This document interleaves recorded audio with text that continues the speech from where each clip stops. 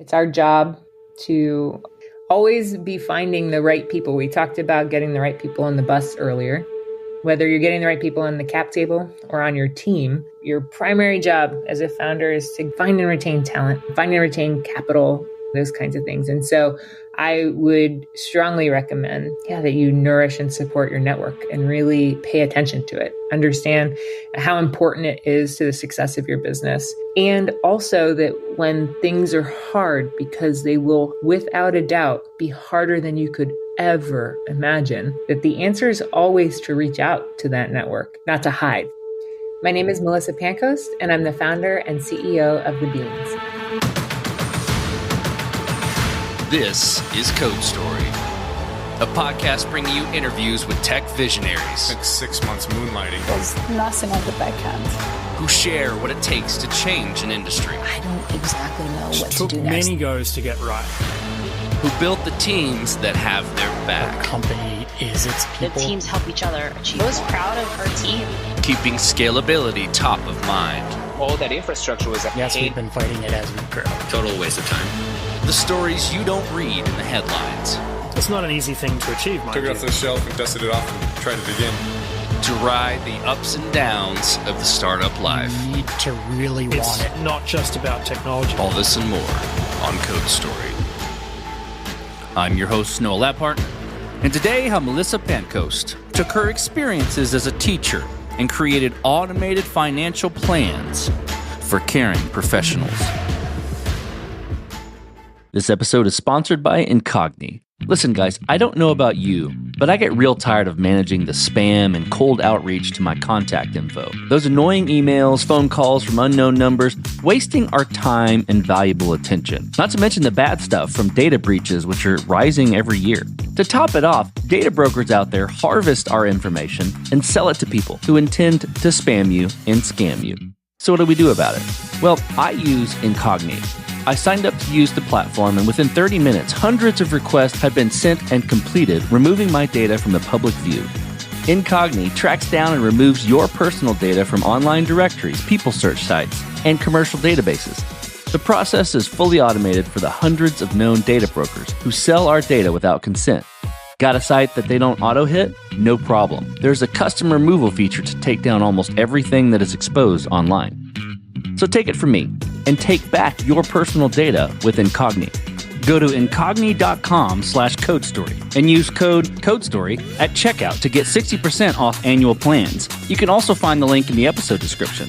That's incogni.com/codestory, because they can't harm you if they can't find you. This episode is sponsored by NordProtect. In a world where data breaches are on the rise and identity theft is becoming more common, you have to take steps to protect yourself.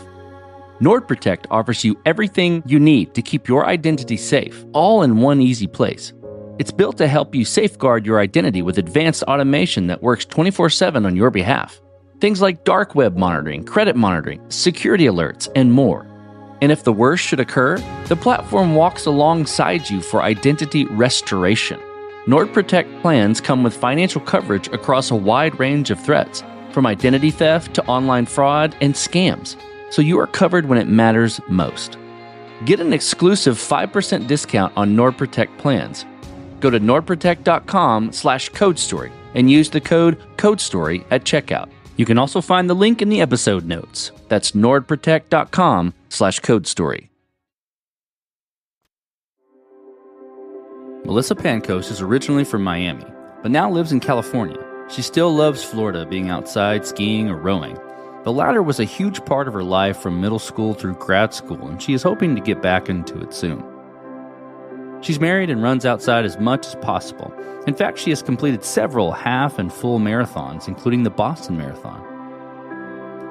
Prior to her current venture, Melissa was part of a group called Caring Professionals as a teacher in New York City. She studied how people feel about money during her time at Oxford and took her learnings, created a program, and decided to build a software company around it. This is the creation story of The Beans.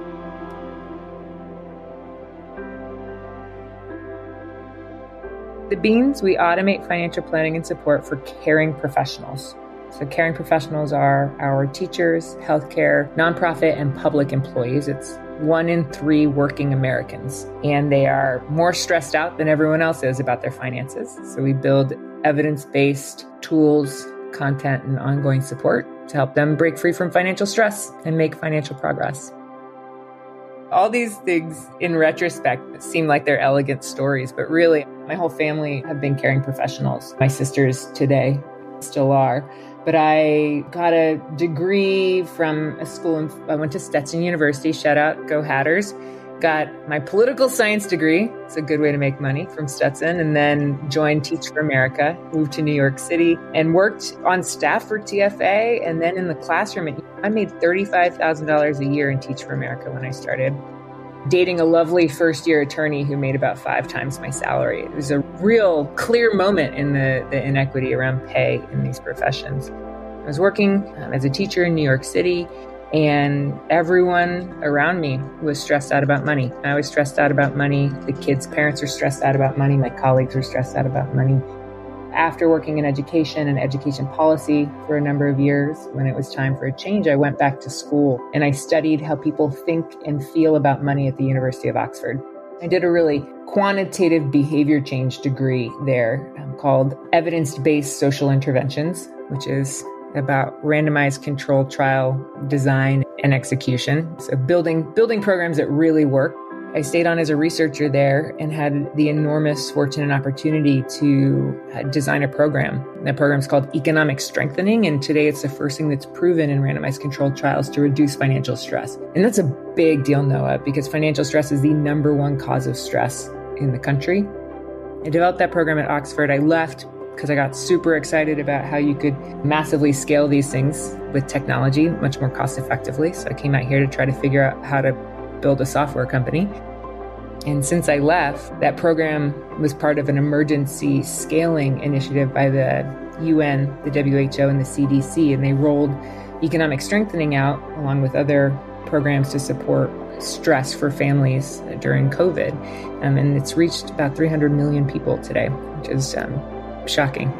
The origin story is my own experience. I have all this education. I finish at Oxford. I get back to the States, and I'm doing my exit counseling for my student loans. And the federal government tells me that I will be in what's called debt burden for the rest of my life. That was their language. And it made me really angry. I am one of so many people who have checked all the boxes in my life, right? Doing good work, following all the rules, doing it right. And I'm going to suffer debt burden for the rest of my life. Like, that just didn't add up. It didn't make sense. And so I set out to get my own financial house in order, get my own financial life in order. And I found that it was really hard to do with the tools that existed.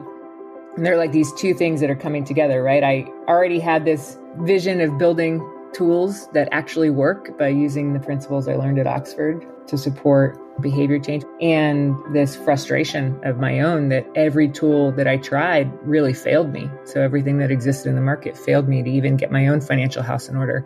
I remember clear as day, I signed up to use a product called LearnVest, and I know the founder of LearnVest, and I like them very much, but I have a master's degree from Oxford. I'm trying to sign up to this program, and more or less they told me to come back to them when I made more money. And I was just shocked. Wow, I'm very well educated, hardworking, all these things. And there's so many people who are earning a moderate amount of money and need support. And why don't we build great tools and products to support them? And that's where the beans came from. Okay, so let's dive into the MVP. So that first version of the beans that you created, how long did it take to build? And what sort of tools were you using to bring it to life? It's funny, MVP covers a lot of territory, right? And I was thinking about our MVP, and really the very first thing that I built, I used a plugin called Mojito, the Chrome plugin, that would scrape data out of Mint and put it in a spreadsheet. So I'm essentially hacking Mint to get data so that I could build different products. Programs to aggregate and access bank data didn't exist when I started to futz with this idea.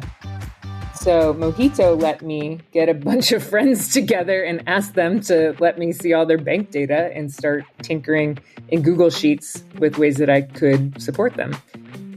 That is the true MVP, was a plugin that scrape data from Mint combined with Google Forms, asking questions and then sending support and recommendations over email and text. So all really taped together there.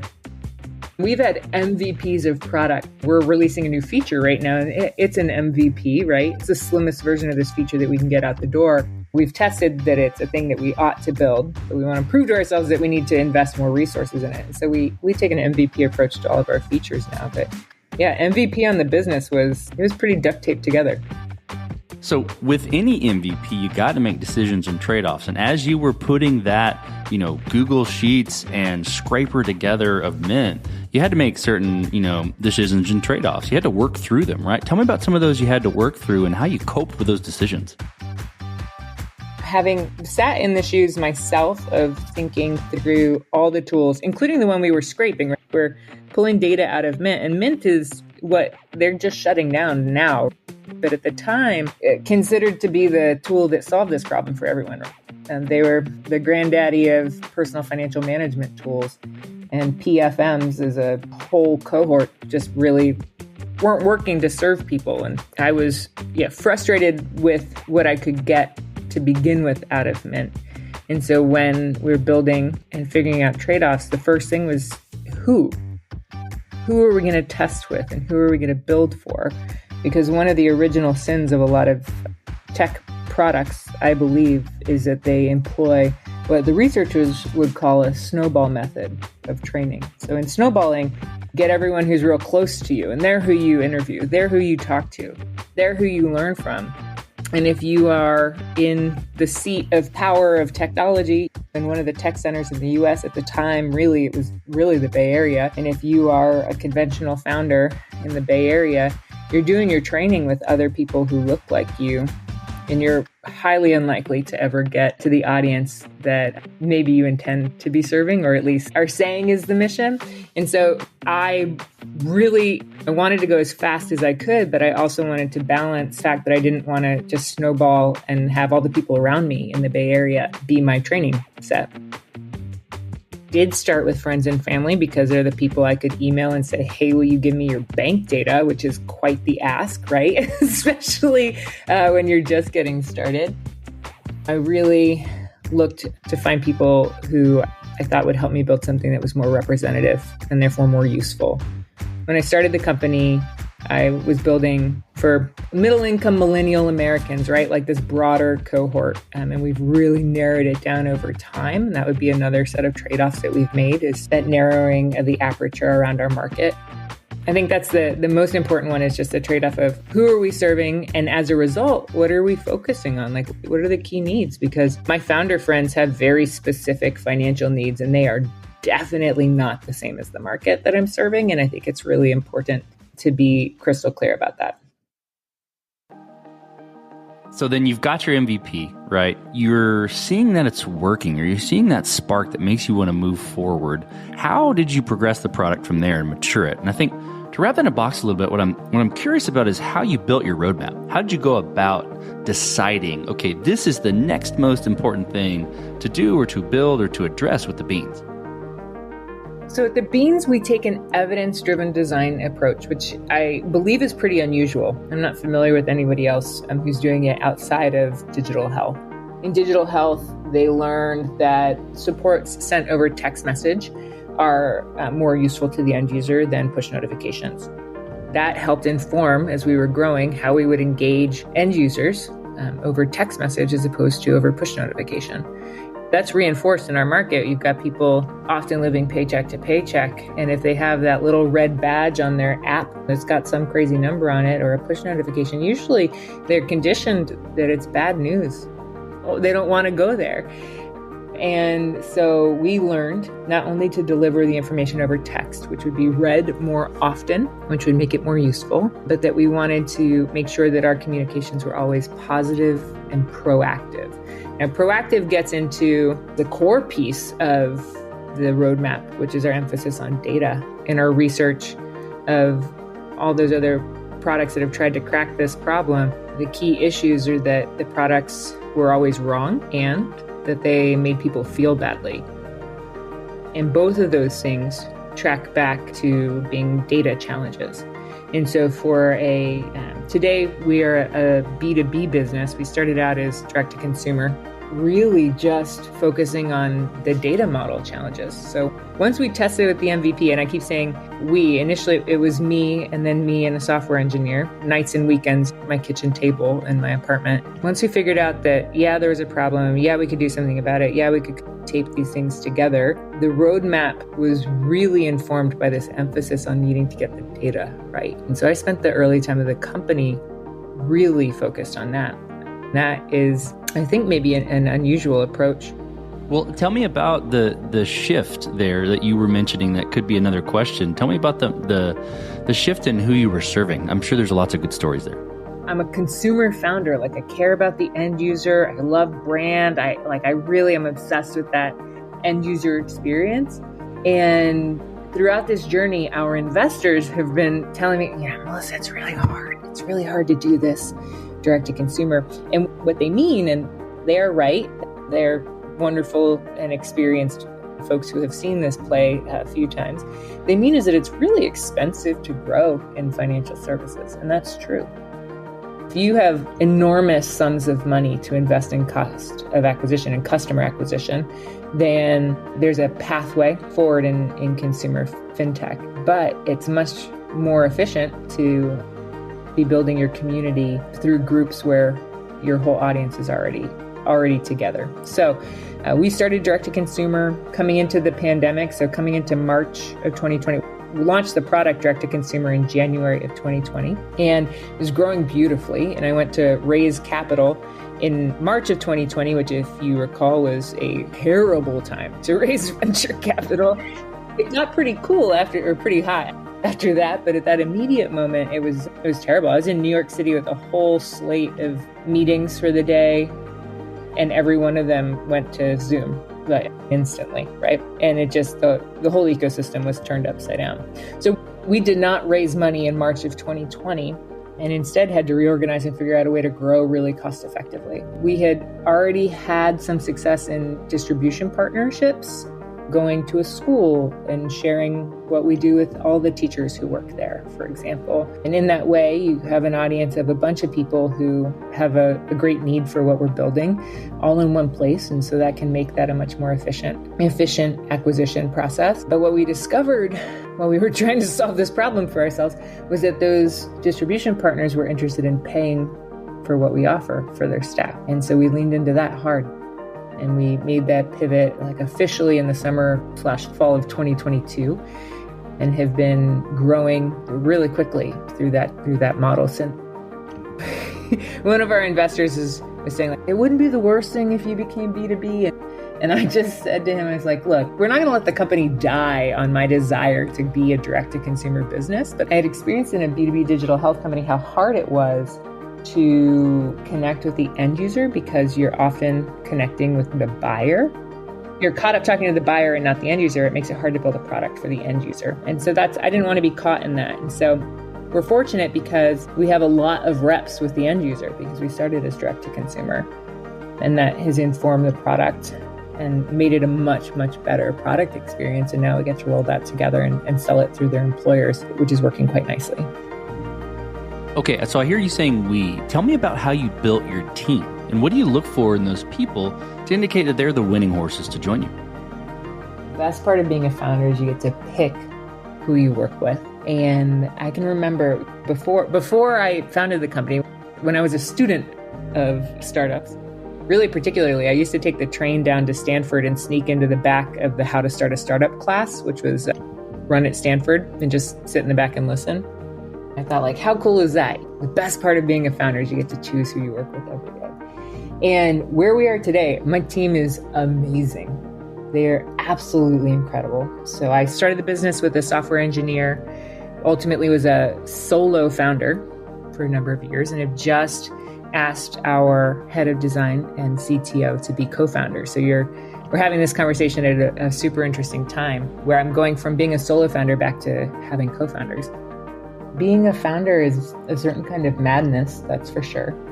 And for us, every one of our leaders is a former caring professional. So we have a founder market fit. in a real special way. Every one of our leaders has an empathy for the problem that anchors us in actually solving the problem. So not getting caught up in building product for ourselves and our current experience in life, but staying really close to the problem and the end user and solving it.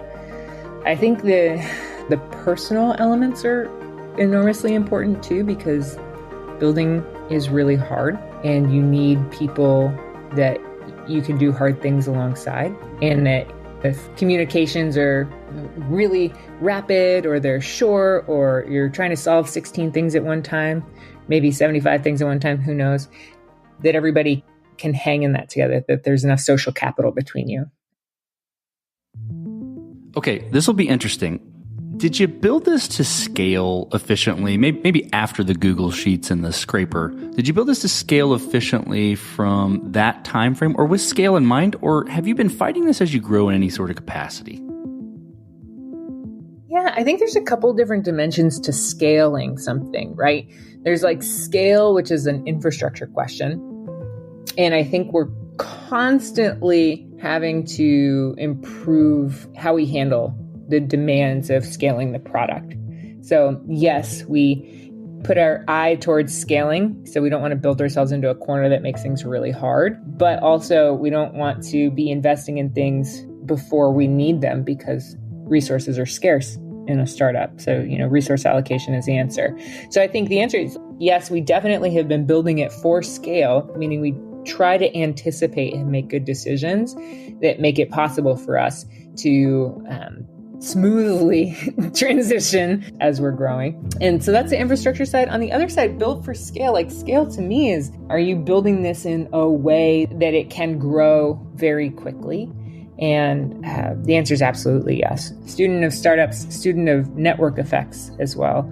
And I think that as a consumer founder, we paid attention to the network effects of the product. And now today, there are network effects in our market that we're really interested in. And so we're building with an attention to how our customers are related to each other and how we can facilitate our growth through those channels, through our customers in their own social network to really accelerate our scale. So as you step out on the balcony and you look across all that you've built, what are you most proud of?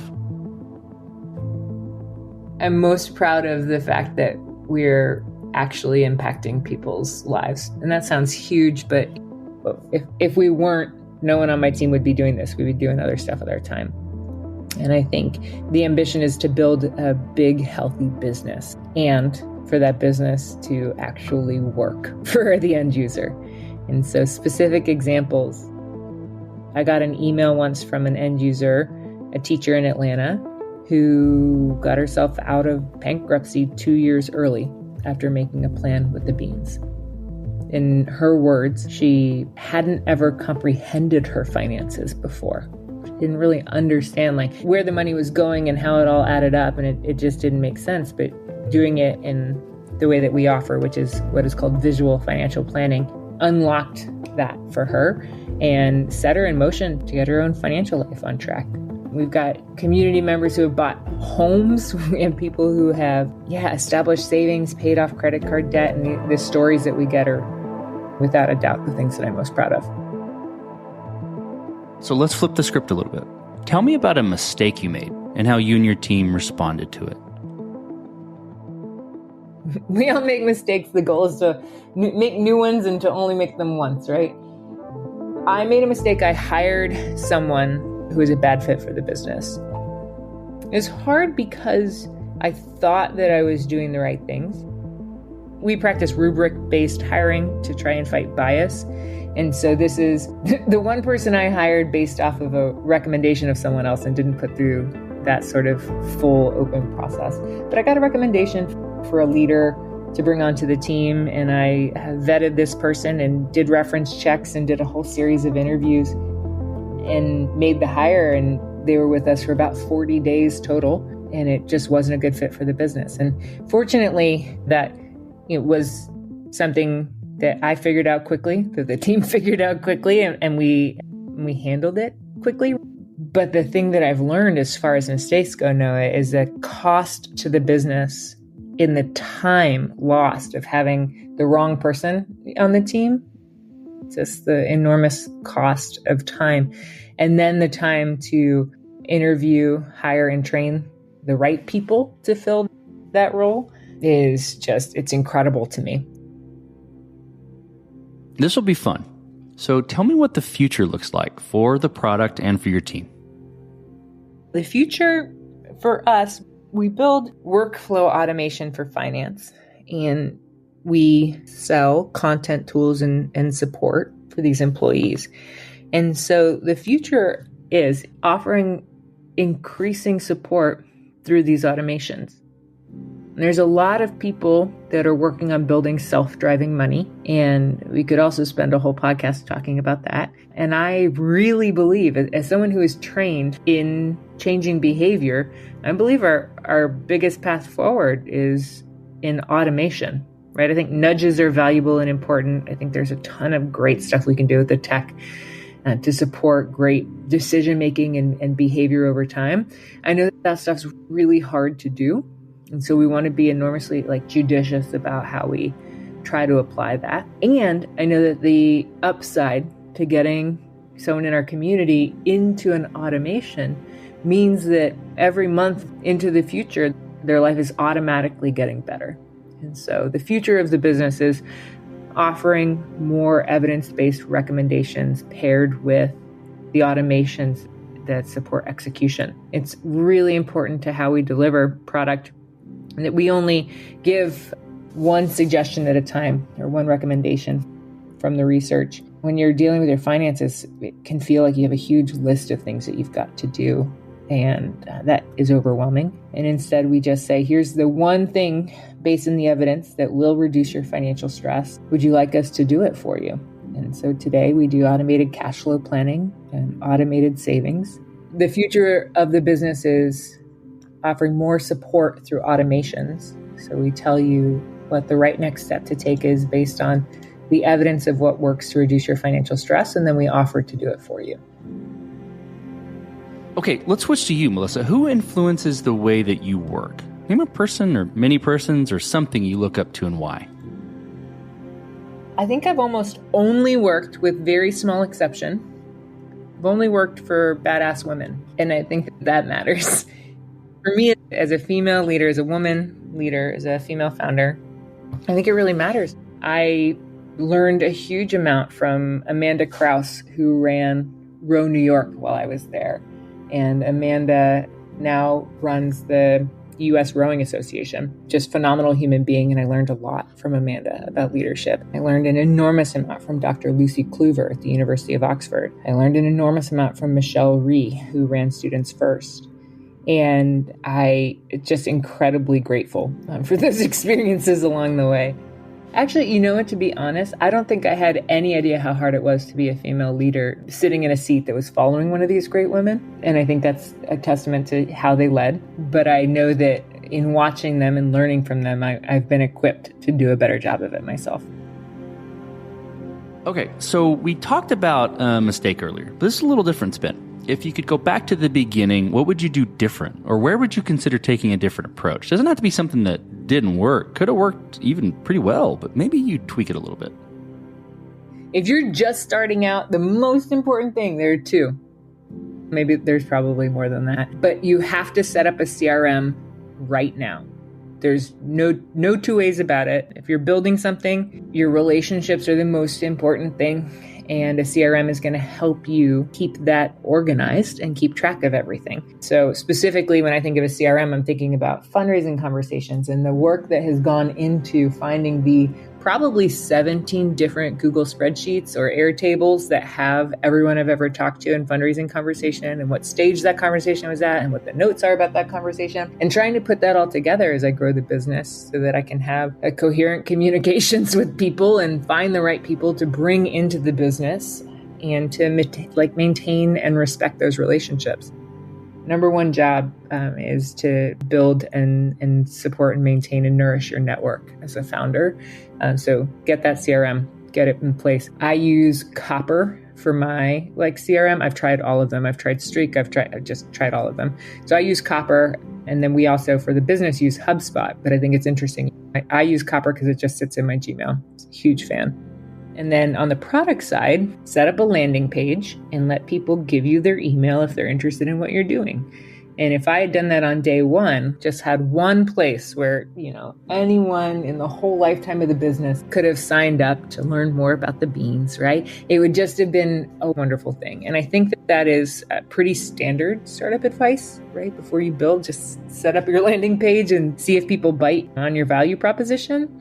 And I think that's valuable from a testing perspective to see maybe your MVP is just that landing page. Are people interested in the value prop? But I think there's another layer to that, which is that just like the CRM for maintaining all of these relationships, you need to gather the community that's into what you're doing and hold on to them. Because right when you start, you're not going to be able to serve them perfectly, but they're going to be able to help you, teach you, show you what they need, and connect you with other folks that have the same needs. So you're getting on a plane and you're sitting next to a young entrepreneur who's built the next big thing. They're jazzed about it. They can't wait to show it off to the world and can't wait to show it off to you right there on the plane. What advice do you give that person, having gone down this road a bit? It's our job to always be finding the right people. We talked about getting the right people on the bus earlier. Whether you're getting the right people on the cap table or on your team, your primary job as a founder is to find and retain talent, find and retain capital, those kinds of things. And so I would strongly recommend that you nourish and support your network and really pay attention to it. Understand how important it is to the success of your business. And also that when things are hard, because they will without a doubt be harder than you could ever imagine, that the answer is always to reach out to that network, not to hide. So I think a lot of times you get insulated or insular when things are really hard.